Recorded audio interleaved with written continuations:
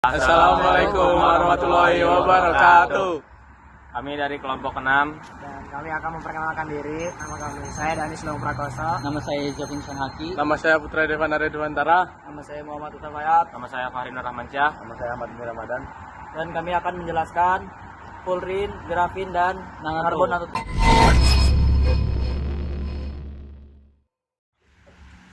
Fullerene pertama ditemukan pada tahun 1985 oleh Sir Harold W. Kroto dari Inggris dan oleh Richard E. Smiley dan Robert F. Krull Jr. dari Amerika Serikat. Fullerene khususnya C60 memiliki bentuk geodesik yang menyerupai bola sepak dengan 12 cincin pentagonal dan 20 cincin heksagonal. Struktur ini membuatnya sangat stabil karena semua ikatan karbon memiliki panjang yang hampir sama, mendekati ikatan tunggal ganda. Sifat fisika dan kimia Fullerene: kekuatan dan stabilitas. Fullerene sangat stabil secara termal dan mampu menahan tekanan tinggi tanpa rusak. Pelarutan Fullerene umumnya tidak larut dalam air tetapi larut dalam beberapa pelarut organik seperti toluena dan benzena. Sifat elektronika molekul C60 dapat bertindak sebagai akseptor elektron, menjadikannya bahan yang menarik untuk aplikasi dalam sel surya organik dan perangkat elektronik lainnya. 4. Sifat superkonduktor. Ketika didoping dengan logam alkali, Fullerene dapat menunjukkan sifat superkonduktor pada suhu tertentu.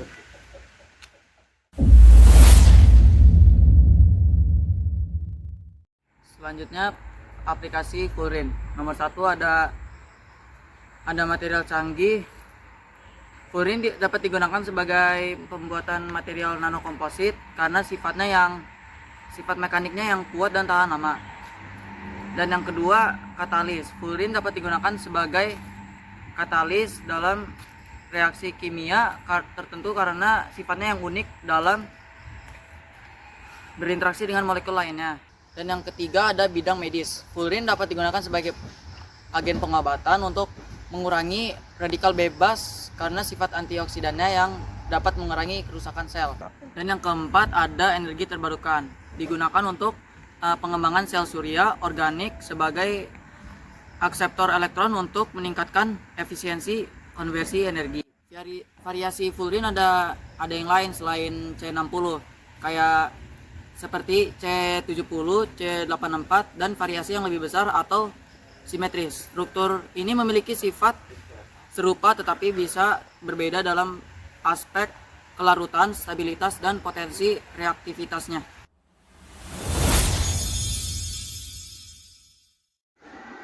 Oke, selanjutnya yaitu adalah grafena atau yang disebut dengan grafen. Jadi grafen adalah material karbon yang terdiri dari satu lapisan atau karbon yang tersusun dalam kisi-kisi seperti seperti sarang lebah. Dan grafena adalah salah satu material tertipis dan paling konduktif di dunia yang membuatnya menarik untuk berbagai aplikasi. Grafena itu ditemukan pada tahun 2004 oleh dua ilmuwan dari Universitas Manchester di Inggris, Profesor Andre dan Profesor Andre Gain dan Dr. Kastya Novosel. Mereka melakukan sebuah serangkaian percobaan yang membuktikan keberadaan lapisan setipis atom grafena pada permukaan lapisan grafit. Jadi penemuan ini sangat penting. Kenapa? Ya, karena grafen adalah salah satu bahan tertipis dan terkuat yang pernah ditemukan dan memiliki sejumlah sifat unik seperti konduktivitas termal dan listrik yang tinggi serta sifat mekanis yang luar biasa. Grafena paling menonjol karena sifatnya yang kuat, lalu fleksibel, ringan dan memiliki daya tahan yang tinggi. Diperkirakan material ini itu 200 kali lebih kuat daripada baja dan 5 kali lebih ringan daripada aluminium. Dengan sifat-sifat ini, grafena memiliki aplikasi di sektor energi, konstruksi, kesehatan, dan elektronik.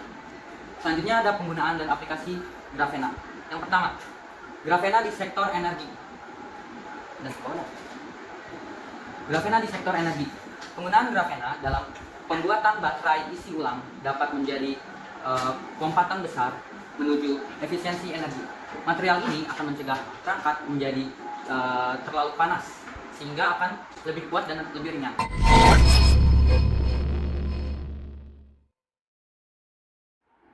Apa saja karakteristik dan sifat grafena? Nah, jadi di antara berbagai sifat grafena, yang paling menonjol itu adalah konduktivitas termal dan listriknya yang tinggi, elastisitasnya, ketangguhannya, ringannya, dan ketahanannya. Contohnya, yang pertama ada konduktivitas tinggi. Melalui penggunaan grafena, masa pakai baterai dan dapat ditingkatkan hingga 10, serta pengisian daya dapat dilakukan dalam waktu yang lebih singkat. Yang berarti peningkatan otonomi hanya masalah waktu sebelum grafena menggantikan sebagian besar baterai lithium yang saat ini digunakan. Nah, lanjut yang kedua ada keringanan. Grafena juga cocok untuk pembuatan baterai untuk drone karena lebih ringan dan lebih kuat. Perlu diingatkan bahwa komponen yang mengumpulkan energi ini merupakan salah satu yang terberat dalam teknologi dan mengurangi beratnya. Bisa menjadi inovasi yang hebat. Dengan penerapan grafena, salah satu keterbatasan terbesar yang dialami drone saat ini dapat diminimalkan. Selanjutnya ada transparansi dan fleksibilitas. Grafena adalah material transparan dan menyerap sangat sedikit cahaya. Hanya sekitar 2%. Berkat hal itu, fleksibilitasnya, layanan fleksibel dapat diproduksi untuk semua jenis perangkat. Lebih jauh, grafena dapat dilipat seperti plastik pembungkus, sehingga kemungkinan pecahnya jauh lebih rendah. Grafena dapat diaplikasikan dalam pembuatan ponsel, televisi, kendaraan, dan lain-lain. Dan yang keempat ada resistensi tinggi. Selain menjadi konduktor listrik yang baik, grafena merupakan material yang sangat tahan, sehingga diharapkan akan ada kemajuan besar di sektor pencahayaan. Misalnya bohlam lampu. Grafena dapat meningkatkan masa pakai setiap bola lampu dan mengonsumsi lebih sedikit daripada lampu LED yang kita miliki saat ini.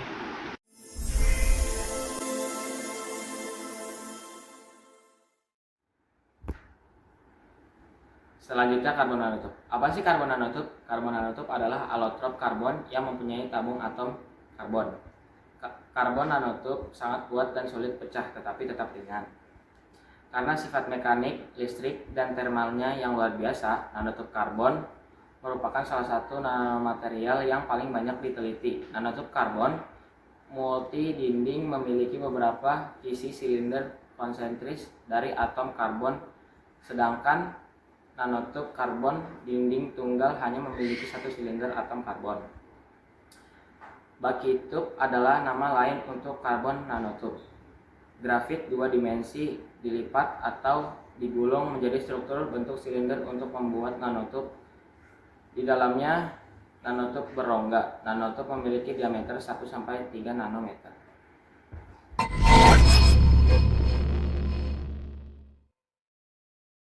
Properti karbon nanotube.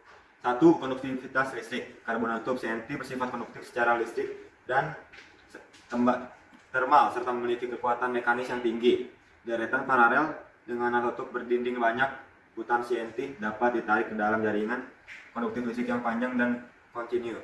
Kekuatan dan elastisitas. Dalam hal kekuatan tarik dan modulus elastisitas, karbon nanotube adalah material terkuat dan terkaku yang pernah ditemukan. 3. Konduktivitas termal dan ekspansi. Kekakuan ikatan karbon membantu dalam transisi getaran di seluruh nanotube sehingga menghasilkan konduktivitas panas yang sangat baik karena setiap atom karbon terhubung ke 3 atom karbon lainnya melalui ikatan kovalen yang kuat. Nanotube karbon memiliki titik leleh yang sangat tinggi. Hal ini juga menyisakan elektron cadangan pada setiap atom karbon sehingga menghasilkan lautan elektron terdelokasi di dalam tabung yang memungkinkan nanotube menghantarkan listrik. 4. Ada emisi karbon. Karena setiap dalam karbon terhubung ke 3 atom karbon lainnya melalui ikatan kovalen yang kuat, nanotube karbon memiliki titik leleh yang sangat tinggi. Ini juga berarti bahwa setiap atom karbon memiliki elektron ekstra yang membentuk lautan elektron yang terdelokasi di dalam tabung yang memungkinkan nanotube menghantarkan listrik. Penggunaan dalam dan aplikasi nanotube karbon. Karbon nanotub digunakan dalam penyimpangan energi bermodelan perangkat, suku cadang otomotif, lambang kapal, peralatan olahraga, filter air, elektronik, lapangan tipis, pelapis, akuator, dan perisai elektromagnetik. Karena luas permukaannya yang besar, CNT telah berhasil digunakan di belakang farmasi dan pengobatan untuk menyerap atau menggabungkan berbagai macam zat obat dan diagnostik. CNT memiliki sejumlah sifat kimia, ukuran, optik, fisik, dan struktur ini yang membuatnya menarik sebagai platform pengantar obat dan bionesing untuk pengobatan berbagai penyakit dan permintaan non-invasif terhadap kadar darah dan sifat kimia lain dari tubuh manusia. Karbon nanotub atau CNT memiliki kualitas yang unik seperti rasio permukaan terhadap volume yang tinggi, konduktivitas dan kekuatan yang meningkat, berkompatibilitas, kemudahan fungsional, sifat optik, dan sebagainya.